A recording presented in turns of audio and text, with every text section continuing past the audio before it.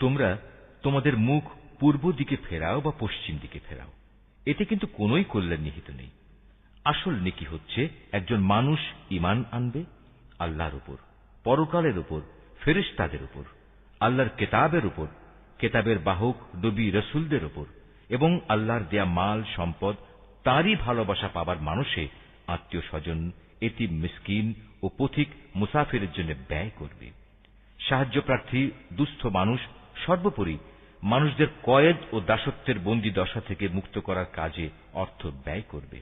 নামাজ প্রতিষ্ঠা করবে, দারিদ্র্য বিমোচনের জন্য যাকাত আদায় করবে। তাছাড়াও রয়েছে সেসব পুণ্যবান মানুষ যারা প্রতিশ্রুতি দিলে তা পালন করে, ক্ষুধা দারিদ্র্যের সময় ও দুর্দিনে ধৈর্য ধারণ করে।